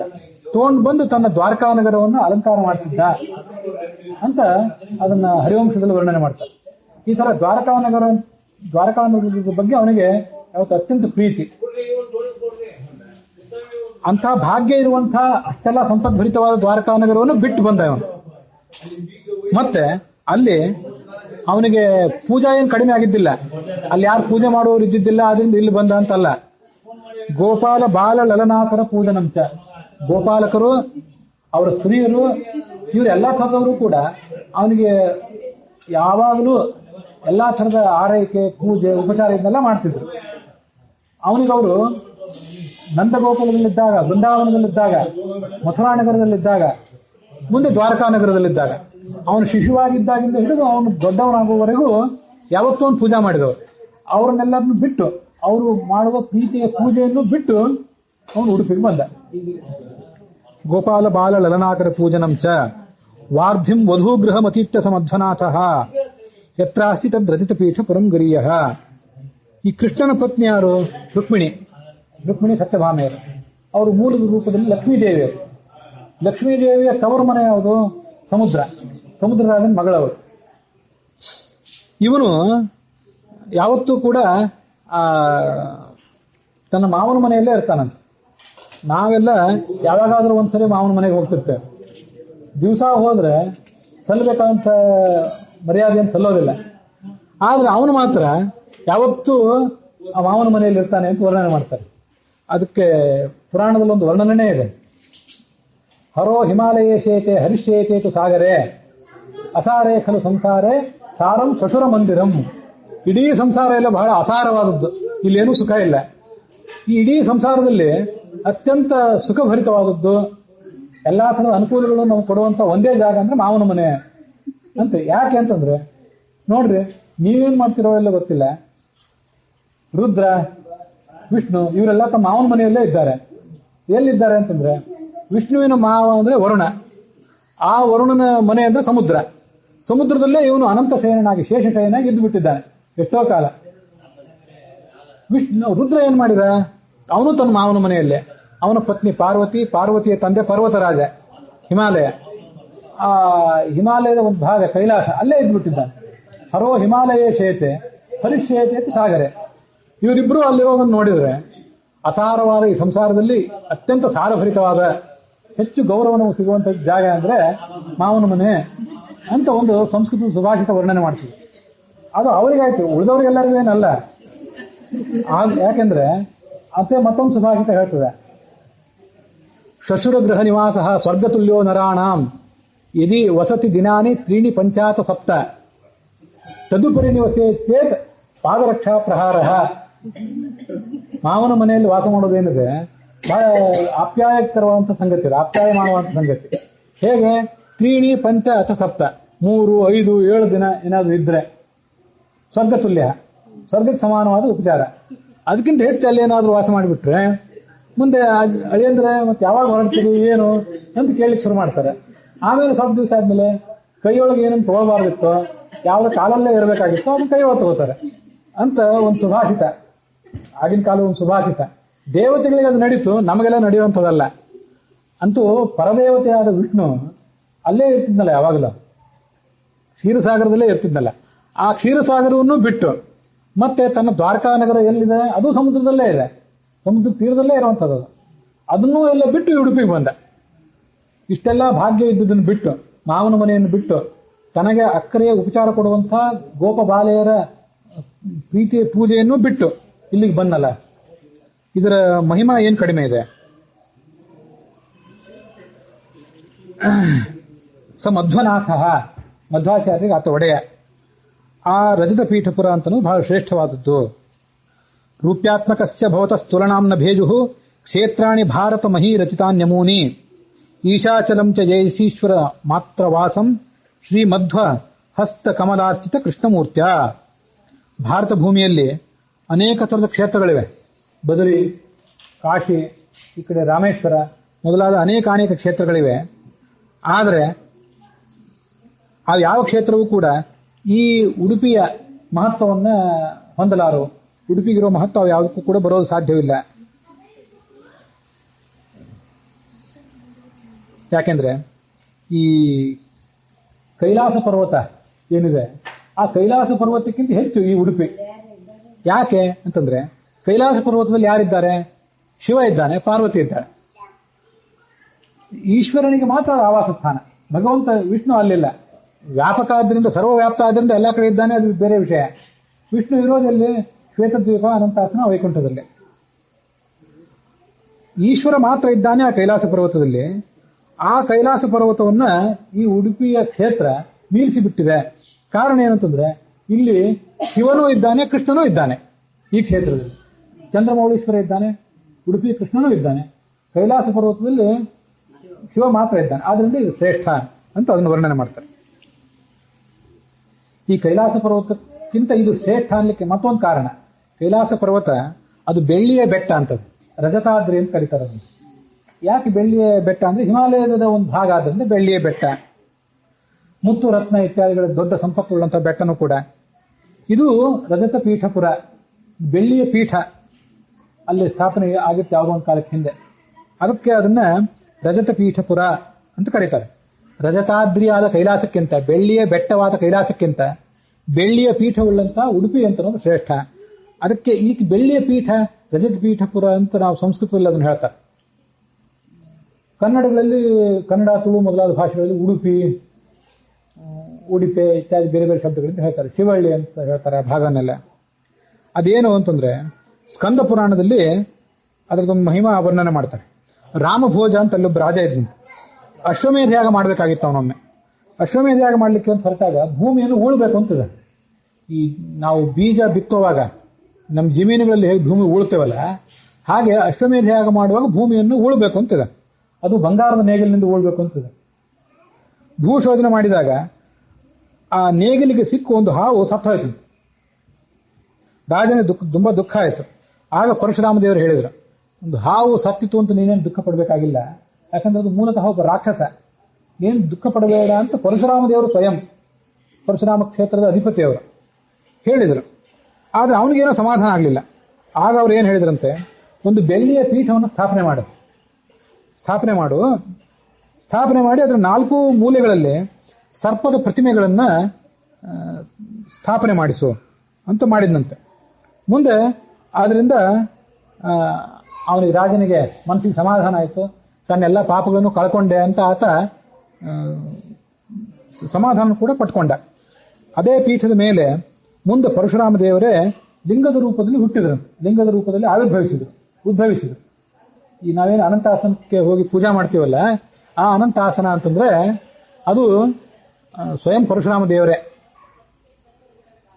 ಅದರಿಂದಲೇ ನಮಗೆ ಈ ಕೆಲವು ವಿಷಯಗಳು ಗೊತ್ತಿರೋದಿಲ್ಲ. ಕೃಷ್ಣನಿಗೆ ಹೋಗಿ ನಮಸ್ಕಾರ ಮಾಡ್ತೀವಿ, ವಿಷ್ಣುವಿನ ರೂಪ ಅದು ಅಂತ ನಮಸ್ಕಾರ ಮಾಡ್ತೀವಿ. ಚಂದ್ರಮೌಳೀಶ್ವರನಿಗೆ ಅನಂತಾಸನಿಗೆಲ್ಲ ಹೋಗಿ ನಮಸ್ಕಾರ ಮಾಡುವಾಗ ಅದು ಲಿಂಗದ ರೂಪದಲ್ಲಿರೋದ್ರಿಂದ ಅದು ಈಶ್ವರನೇ ಅಂತ ನಾವು ಉಪಾಸನೆ ಮಾಡ್ತೇವೆ. ಚಂದ್ರಮೌಳೀಶ್ವರ ಈಶ್ವರ, ಪಾರ್ವತೀಪತಿ ಸರಿ. ಅನಂತಾಸನ ಏನಿದ್ದಾನಲ್ಲ ಅವನು ಪರಶುರಾಮ. ಈ ಲಿಂಗ ಅಂತ ಏನಿದೆಯಲ್ಲ, ಲಿಂಗ ಅಂದ್ರೆ ಅದೊಂದು ವಿಗ್ರಹ ಮಾತ್ರ. ಅದು ಲಿಂಗ ಅಂದ್ರೆ ಈಶ್ವರನ ಲಿಂಗವೇ ಆಗಬೇಕಾಗಿಲ್ಲ. ಲಿಂಗ ಅಂದ್ರೆ ವಿಗ್ರಹ ಅಂತ ಅರ್ಥ. ಅದು ಬೃಹತ್ತಾದದ್ದು ಅನ್ನೋದಕ್ಕೆ ಸಂಕೇತ. ಜಗತ್ತಿನ ಉತ್ಪತ್ತಿ, ಜಗತ್ತಿನ ಪಾಲನೆ, ಅದರ ನಾಶ, ಇದನ್ನೆಲ್ಲ ಮಾಡುವಂತಹ ಒಂದು ದೊಡ್ಡ ಶಕ್ತಿ ಅಂತ ಅರ್ಥ ಆ ಲಿಂಗಕ್ಕೆ. ಅದೇನು ತೋರಿಸ್ತದೆ ಅಂತಂದ್ರೆ, ಪರಮಾತ್ಮನ ನಾವು ಹೇಗೆ ತಿಳ್ಕೋಬೇಕು? ಅವನು ಜಗತ್ತನ್ನು ಸೃಷ್ಟಿ ಮಾಡ್ತಾನೆ, ಪಾಲನೆ ಮಾಡ್ತಾನೆ, ಸಂಹಾರ ಮಾಡ್ತಾನೆ. ಈ ಮೂಲಕ ಪರಮಾತ್ಮನ ತಿಳ್ಕೊಳ್ರಿ. ಆ ಲಿಂಗ ಅನ್ನೋದು ಆ ಲಕ್ಷಣವನ್ನು ತೋರಿಸ್ತದೆ.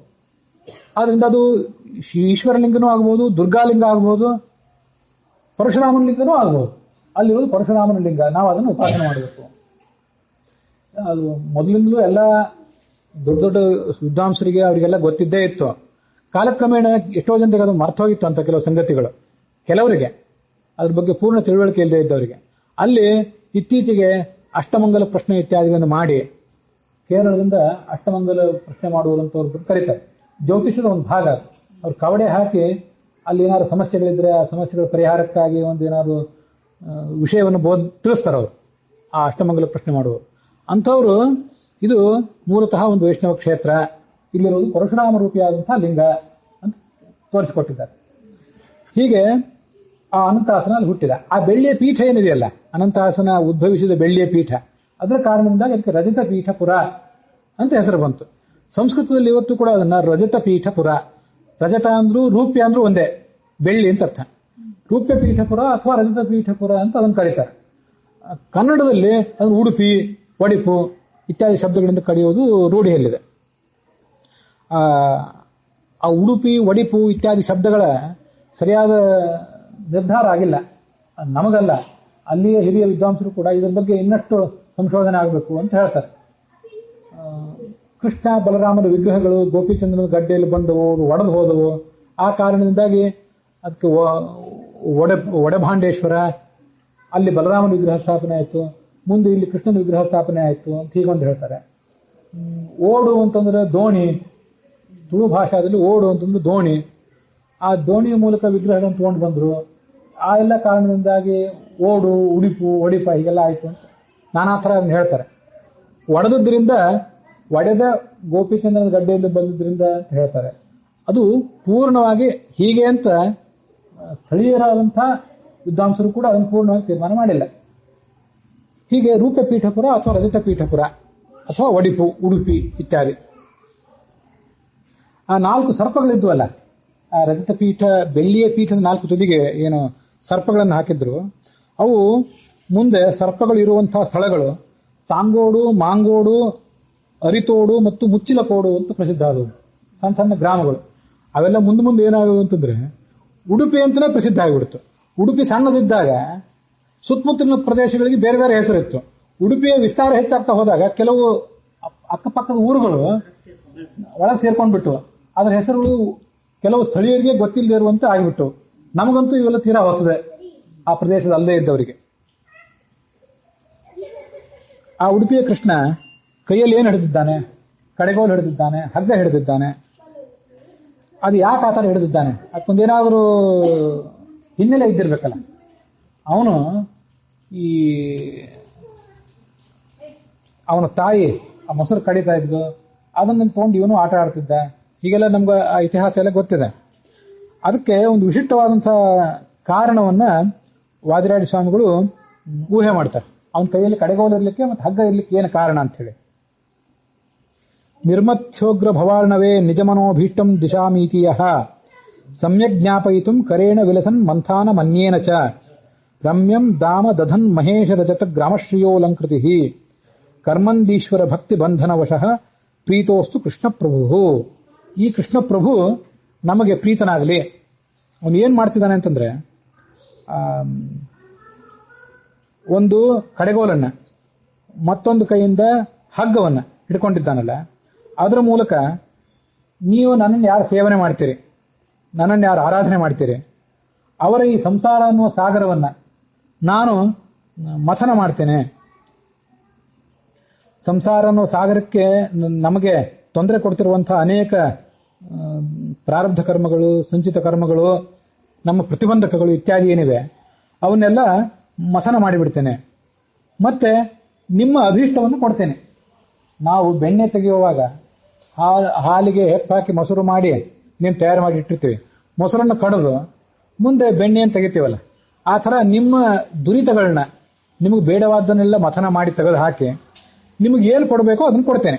ಜ್ಞಾನ ಭಕ್ತಿ ವೈರಾಗ್ಯಗಳ ಸಂಪತ್ತನ್ನು ನಿಮಗೆ ಕೊಡ್ತೇನೆ ಅಂತ ಹೀಗೆ ತಿಳಿಸ್ಲಿಕ್ಕಾಗಿ ಆ ಕಡೆಗೋಲು ಇಟ್ಕೊಂಡಿದ್ದಾನೆ ಕೈಯಲ್ಲಿ. ಮತ್ತೆ ಒಂದು ಹಗ್ಗನೂ ಕೂಡ ಇದೆ. ಆ ಹಗ್ಗನೂ ಕೂಡ ಅದು ನಾವು ಸಣ್ಣ ಸಣ್ಣ ಪಾತ್ರೆಯಲ್ಲಿ ಮೊಸರು ಕಡಿಯೋದಾಗಿದ್ರೆ ಕೈಯಲ್ಲೇ ಕಡಿತೇವೆ. ಪಾತ್ರೆ ದೊಡ್ಡದಾದ್ರೆ, ದೊಡ್ಡ ದೊಡ್ಡ ಹಂಡೆ ಒಳಗೆ ಮೊಸರು ಕಡಿಯೋ ಪ್ರಸಂಗ ಬಂದ್ರೆ ಅದು ಗೊತ್ತಿದೆ. ಹಳೆ ಕಾಲದಲ್ಲಿ ಆ ಕಡೆಗೋಲಿಗೆ ಹಗ್ಗ ಕಟ್ಟಿ ಕಡಿತಿದ್ರು, ಇಬ್ಬಿಬ್ರು ಕಡಿತಿದ್ರು. ಅಥವಾ ಒಂದು ಕಡೆ ಒಂದು ಕಂಬ ಇರ್ತಿತ್ತು, ಇನ್ನೊಬ್ಬಳು ಹೆಂಗೆಳೆಯರು ಒಬ್ಬೊಬ್ಬರೇ ಕಡಿತಿದ್ರು. ಆ ಥರ ಹಗ್ಗವನ್ನು ಉಪಯೋಗ ಮಾಡ್ತಿದ್ರು. ಆ ಕಡಿಯಲಿಕ್ಕೆ ಸಾಧನವಾದ ಹಗ್ಗ ಮತ್ತು ಕಡೆಗೋಲು ಅವನ ಕೈಯಲ್ಲಿದೆ, ಕೃಷ್ಣನ ಕೈಯಲ್ಲಿ. ಅವನು ಆ ಮೂಲಕ ನಿಮ್ಮ ಸಂಸಾರ ಸಾಗರದಲ್ಲಿ ಬಂದಿರುವಂತಹ ಎಲ್ಲ ವಿಘ್ನಗಳನ್ನು ಮಥನ ಮಾಡಿ ನಿಮಗೆ ಬೇಕಾದ ಸಂಪತ್ತನ್ನು ಕೊಡ್ತೇನೆ ಅಂತ ಸೂಚನೆ ಮಾಡ್ತಿದ್ದಾನೆ. ಅವನು ನಮಗೆ ಪ್ರೀತನಾಗಬೇಕು. ಮತ್ತು ಅವನು ಎಂಥವನು ಅಂತಂದ್ರೆ, ಮಹೇಶ ರಜತ ಗ್ರಾಮಶ್ರೀಯ ಅಲಂಕೃತಿ. ಇಡೀ ಆ ಶಿವಳ್ಳಿ ಅಂತ ಗ್ರಾಮ ಏನಿದೆ, ಶಿವಳ್ಳಿ ಅನ್ನೋ ಗ್ರಾಮಕ್ಕೆ ಆತ ಅಲಂಕಾರ ಪ್ರಾಯನಾದವನು. ಅಲ್ಲಿ ಮಹೇಶ ಗ್ರಾಮ ಅಂತಂದ್ರೆ ಶಿವಳ್ಳಿ, ಶಿವಹಳ್ಳಿ. ಮಹೇಶ ಅಂದ್ರೆ ಶಿವ, ಶಿವಹಳ್ಳಿ ಅಂತಂದ್ರೆ ಶಿವಹಳ್ಳಿ. ಮತ್ತೆ ರಜತ ಗ್ರಾಮ, ರಜತ ಪೀಠಪುರ, ಅವೆರಡನ್ನೂ ವಾದಿರಾಜ ಸ್ವಾಮಿಗಳು ಸೇರಿಸ್ಕೊಂಡಿದ್ದಾರೆ. ಸಂಸ್ಕೃತದಲ್ಲಿ ಯಾವುದನ್ನ ರಜತ ಪೀಠಪುರ, ರೂಪೆ ಪೀಠಪುರ ಅಂತೀವಿ, ಕನ್ನಡದಲ್ಲಿ ಶಿವಹಳ್ಳಿ ಅಂತೀವಿ, ಶಿವಳ್ಳಿ ಅಂತೀವಿ. ಅದನ್ನೆರಡನ್ನು ಸೇರಿಸಿ ಮಹೇಶ ರಜತ ಗ್ರಾಮಕ್ಕೆ ಇವನು ಅಲಂಕಾರ, ಆ ಪ್ರಾಂತಕ್ಕೆ ಅವನ ಅಲಂಕಾರ ಅಂತ ತೋರಿಸ್ತಿದ್ದಾರೆ. ಮತ್ತೆ ಅವನೇನಾಗಿದ್ದಾನೆ ಅಂತಂದ್ರೆ, ಆವತ್ತು ಅವನ ತಾಯಿ ಅವನನ್ನು ಕಟ್ಟಿ ಹಾಕಿದ್ದಲ್ಲ, ಹಗ್ಗಕ್ಕೆ ಅವನು ಸಿಲುಕಲಿಲ್ಲ. ಆದರೆ ಅವಳು ತೋರಿಸಿದ ಭಕ್ತಿಗೆ, ವಾತ್ಸಲ್ಯಕ್ಕೆ ಅವನು ಸಿಲುಕಿದ, ಅವಳಿಗೆ ಅಧೀನನಾದ. ಹಾಗೆ ಇವತ್ತು ಯತಿಶ್ರೇಷ್ಠರು, ಅವನನ್ನು ಪೂಜಾ ಮಾಡುವಂತ ಯತಿಶ್ರೇಷ್ಠರೇನಿದ್ದಾರೆ, ಅವರ ಭಕ್ತಿಯ ಪಾಶಕ್ಕೆ ಅವನು ಸಿಲುಕಿದ್ದಾನೆ, ಸಿಲುಕಿ ಅಲ್ಲೇ ನಿಂತಿದ್ದಾನೆ. ಅಂತ ಕೃಷ್ಣ ನಮಗೆ ಪ್ರೀತಿಯನ್ನು ಕೊಡಬೇಕು, ನಮಗೆ ಅವನು ಸುಪ್ರಸನ್ನನಾಗಲಿ. ಚಾಂಚಲ್ಯಂ ಪೃಷ್ಠದೇಶೇ ಕೃಷ್ಣ ಕೃತಿರಧೋ ವಕ್ತೃತಾ ಕ್ವಾಪಿ ಕೋಪೋ ಯಾಂಚ ಕಸ್ಮಾದಪಕೃತಿ ರೂಪಕಾರಿಷ್ವಪಿ ಪ್ರಾಜ್ಞಮೌಲೆ ತ್ಯರ್ಥೇ ಅನ್ಯ ಸ್ತ್ರೀ ಶ್ವವಜ್ಞ ಕಿಮಿತಿ ರಮಣತೆ ಚೋರತಾ ಮಾಯಿಕತ್ವಂ ಚಿತ್ರಂ ರೋಹಾವರೋಹಾವಿತಿ ವಿರಸಗಿರ ಪ್ಯಾದೃತಃ ಪಾತು ಕೃಷ್ಣ. ಅವನ ಹಿಂದೆ ನಂದಗೋಕುಲದಲ್ಲಿ, ಮುಂದೆ ಬೃಂದಾವನದಲ್ಲಿ, ಮಥುರೆಯಲ್ಲಿ, ದ್ವಾರಕಾನಗರದಲ್ಲೆಲ್ಲ ಇದ್ನಲ್ಲ, ಆವಾಗ ಅಲ್ಲಿರುವಂತಹ ಅನೇಕ ಜನ ಗೋಪಸ್ತ್ರೀಯರು ಅವನನ್ನ ಕೆಲವು ಬಾರಿ ಛೇಡಿಸ್ತಿದ್ರು. ಯಾಕೆ ಈ ತರ ನಮಗೆ ಮೋಸ ಮಾಡಿದ್ದಿ ಅಂತ ಇವನನ್ನ ಅವರು ಪ್ರಣಯ ಕೋಪದಿಂದ ಸಲುಗೆಯಿಂದ ಮಾತಾಡಿಸ್ತಿದ್ರಂತ. ಏನಂತ, ನಿನಗೀಗ ಈ ಚಾಂಚಲ್ಯ ಯಾಕೆ ಬಂತು? ನಿನಗೆ ಒಬ್ಬಳನ್ನು ಒಂದು ಬಾರಿ ಪ್ರೀತಿಸ್ತಿ, ಅವಳನ್ನು ಪರಿತ್ಯಾಗ ಮಾಡ್ತಿ, ಇದು ಯಾಕೆ ಬಂತು?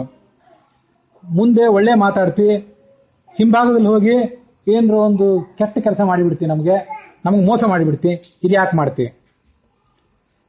ನಾವೇನಾದ್ರೂ ನಿನ್ನನ್ನು ಆಕ್ಷೇಪಿಸಿದ್ರೆ ಮುಖ ಕೆಳಗೆ ಮಾಡಿ ನಿಂತು ಬಿಡ್ತಿ, ಉತ್ತರ ಏನೂ ಕೊಡ್ಲಿಕ್ಕೆ ಆಗದೆ ಇರುವವರಂತೆ, ಇರುಸು ಮುರುಸಿಗೆ ಒಳಗಾದವರಂತೆ, ನಾಚಿಕೆಗೆ ಒಳಗಾದವರಂತೆ, ಸಣ್ಣ ಮಕ್ಕಳು ಮುಖ ಕೆಳಗೆ ಮಾಡಿ ನಿಂತು ಬಿಡ್ತಾರಲ್ಲ, ಆ ತರ ನೀನು ನಿಂತು ಬಿಡ್ತಿ. ಏನೂ ಲಜ್ಜೆ ಇಲ್ಲದೆ ನಾನು ನಿನ್ನ ಹತ್ರ ಬಂದಿದ್ದೇನೆ, ಆದ್ರೆ ನನ್ನನ್ನು ಪರಿತ್ಯಾಗ ಮಾಡಿದ್ದಿ. ಇನ್ನೊಬ್ಬಳೆ ಅವಳು ನಿನ್ನ ಹತ್ರ ಬಂದಿಲ್ಲ, ಮತ್ತೊಬ್ಬ ಗೋಪಸ್ತ್ರೀ, ಅವಳ ಬೆನ್ನತ್ತಿ ನೀನು ಹೋಗಿದ್ದಿ. ಯಾಕೆ ಹೀಗೆ? ದಾಸಿಯಂತೆ ನಾವು ನಿನಗೆಲ್ಲ ಸೇವಾ ಮಾಡಿದ್ದೇವೆ, ಇಂಥ ದಾಸಿಯರಾದ ನಮಗೆ ನೀನು ಅಪಕಾರ ಮಾಡ್ತಾ ಇದ್ದೆ. ಇದೆಲ್ಲ ಯಾಕೆ? ಈ ಕಳ್ಳ ಬುದ್ಧಿ ನಿನಗೆ ಯಾಕೆ ಬಂತು? ಹಾಲು ಮೊಸರು ಬೆಣ್ಣೆ ಇತ್ಯಾದಿಗಳನ್ನು ಕದ್ದಿ, ನಮ್ಮ ಮನಸ್ಸನ್ನು ಕದ್ದಿ, ಇಂಥ ವಂಚಕತನ ನಿನಗೆ ಯಾಕೆ ಬಂತು? ನಿನ್ನನ್ನು ಸೇವೆ ಮಾಡುವವರಲ್ಲಿ ಕೆಲವರನ್ನ ತುದಿಗೆ ತಗೊಂಡೋಗಿ ನಿಲ್ಲಿಸ್ತೆ, ದೊಡ್ಡ ಸಂಪತ್ತನ್ನು ಅವ್ರಿಗೆ ಕೊಡ್ತೆ. ಇನ್ನು ಕೆಲವರನ್ನ ಕೆಳಗೆ ತಗೊಂಡೋಗಿ ಬೀಳಿಸ್ತೆ. ಇದೆಲ್ಲ ಯಾಕೆ? ನಮಗೆ ಸಂಸಾರದಲ್ಲಿ ಮತ್ತು ಸಾಧನೆಯ ಮಾರ್ಗದಲ್ಲಿ ನಮ್ಗೆ ಇದೆಲ್ಲ ಗೊತ್ತಿದೆ. ಭಗವಂತನನ್ನು ಆರಾಧನೆ ಮಾಡುವವರು ಕೆಲವರು ದೊಡ್ಡ ಸಂಪತ್ತನ್ನು ಪಡ್ಕೋತಾರೆ, ಎಲ್ಲರಿಗೂ ಅದು ಸಿಗ್ತದಂತಿಲ್ಲ. ಕೆಲವರು ಅಧಃಪತನ ಹೊಂದುತ್ತಾರೆ, ಮತ್ತೆ ಮೇಲೆ ಹೇಳ್ತಾರೆ. ಒಂಥರ ಹಾವು ಏಣಿ ಆಟ ಇದ್ದಂಗೆ ಸಂಸಾರ ಅಂತ ಅನ್ನೋದು. ಇದೆಲ್ಲ ಯಾಕೆ ಹೀಗೆ ಅಂತ ಅವರು ನಾನಾ ಥರದ ಮಾತುಗಳಿಂದ ಅವನನ್ನು ಛೇಡಿಸ್ಲಿಕ್ಕೆ ಹೋಗ್ತಾರೆ, ಅವನನ್ನು ಆಕ್ಷೇಪಿಸ್ಲಿಕ್ಕೆ ಹೋಗ್ತಾರೆ. ಆದರೂ ಕೂಡ ಅಂತರ್ಗತ ಹೃದಯದಲ್ಲಿ ಅವರಿಗೆ ಅವನ ಬಗ್ಗೆ ಒಂದು ಪ್ರೀತಿ ಇರ್ತದೆ. ಆ ಕೃಷ್ಣ ನಮ್ಮನ್ನು ಕಾಪಾಡಬೇಕು. ಇಲ್ಲೇನವರು ಗೋಪಸ್ತ್ರೀಯರು ಆಡಿದ ಮಾತುಗಳು ಅಂತಿದೆಯಲ್ಲ, ಇವೆಲ್ಲ ಆತ ಭಗವಂತ ತಾಳಿದ ಮತ್ಸ್ಯ ಮೊದಲಾದ ಅವತಾರಗಳೇನಿವೆ, ಆ ಅವತಾರಗಳಿಗೆ ಸೂಚಕ ಅಂತ ವ್ಯಾಖ್ಯಾನ ಮಾಡ್ತಾರೆ. ಅವನು ಮತ್ಸ್ಯ ರೂಪದಿಂದ ಪ್ರಳಯೋದಕದಲ್ಲಿ ಸಂಚಾರ ಮಾಡಿದ್ದಲ್ಲ, ಬಹಳ ಚಂಚಲ ಮೀನು ಅಂದ್ರೆ ಬಹಳ ಚಂಚಲ. ಹಿಂಭಾಗದಲ್ಲಿ ಅಂದ್ರೆ ಬೆನ್ನ ಮೇಲೆ ಅತ್ಯಂತ ಭಾರವಾದ ಮಂದ್ರ ಪರ್ವತವನ್ನು ಹೊತ್ತಿದ್ದ, ಅದೊಂದು ಅವತಾರ. ಹಿರಣ್ಯಾಕ್ಷನ ಸಂಹಾರ ಮಾಡಲಿಕ್ಕಾಗಿ ಮುಖ ಕೆಳಗೆ ಮಾಡಿದ ಅವತಾರ ಅಂದ್ರೆ ವರಾಹನ ಅವತಾರ.